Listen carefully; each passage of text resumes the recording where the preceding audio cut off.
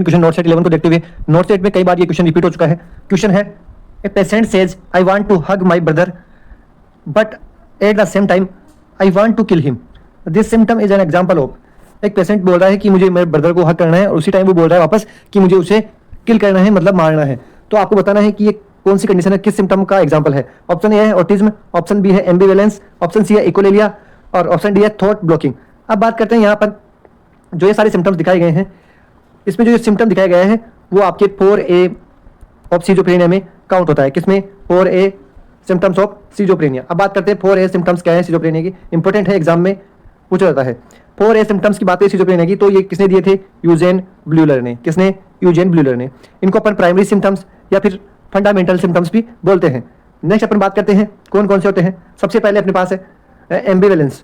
Ambivalence ambivalence का मतलब क्या होता है?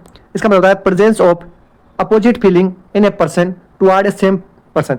एक जो कोई पेशेंट है, पर्सन है, उसके दिमाग में किसी दूसरे पर्सन के बारे में, किसी चीज़ के बारे में दो फीलिंग्स का होना सेम टाइम पे, एक पर्टिकुलर किसी भी व्यक्ति के लिए या किसी भी चीज़ के लिए दो अलग अलग विचार होना। मतलब कैसे? एक टाइम पे बोल रहा है कि वो अच्छा है और उसी टाइम पे वो सामने वाले इंसान के लिए बोल रहा है कि ये बहुत खराब इंसान है। मतलब सेम टाइम पे सेम पर्सन के लिए दो टाइप की फीलिंग होना। एक मिनट में क्या बोल रहा है, दूसरी मिनट में वो क्या बोल रहा है, उस कंडीशन को अपन बोलेंगे एम्बिवेलेंस।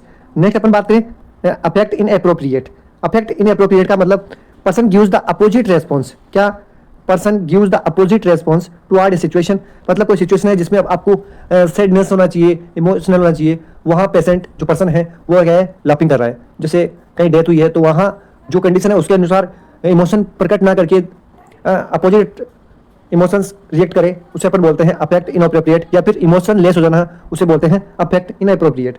इनके अलावा बात करें, एक अपने पास होता है एसोसिएटिव लूजनेस। एसोसिएटिव लूजनेस का मतलब होता है जो कोई पेशेंट बात कर रहा है उसमें कोई एसोसिएशन नहीं होना, कोई जुड़ाव नहीं होना। Patient completely loses the association of thoughts. जो पेशेंट के विचार आ रहे हैं उनमें कोई किसी प्रकार का एसोसिएशन नहीं होना, जुड़ाव नहीं होना। जैसे पेशेंट बात कर रहा है या पर्सन बात कर रहा है कि सचिन गुड प्लेयर है, सचिन अच्छा खिलाड़ी है क्रिकेट का, उसके बाद जस्ट ये लाइन बोल के बोल रहा है कि जो आसमान है वो नीला होता है, फिर बोल देता है कि फ्लोर है वो गंदा है। मतलब उसके जो वाक्य है उनमें किसी भी प्रकार का कोई जुड़ाव नहीं है, किसी भी प्रकार का कनेक्शन नहीं दिख रहा है, क्योंकि हर बार वो अपने जो सेंटेंस है वो चेंज करता रह रहा है। Sachin is good player, sky is blue, floor is रेटी, तीनों ही वाक्य बिल्कुल अलग दिखाई दे रहे हैं। तो यहाँ इसका मतलब होता है उसके जो थॉट्स है, विचार आ रहे हैं, उसमें किसी भी प्रकार का एसोसिएशन नहीं होना।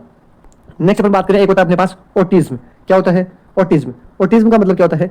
Withdrawal from the reality. जो रियलिटी है पर्सन की उससे दूर होना। किसके साथ? Inner words of fantasy. उसके दिमाग में जो अलग प्रकार की जो फैंटेसी चल रही है उनके साथ जो रियल में जो होना चाहिए, रियलिटी में जो हो रहा है उससे दूर होना, और जो अपने विचार आ रहे हैं मन में, जो अपने सपने हैं उनके साथ रहना।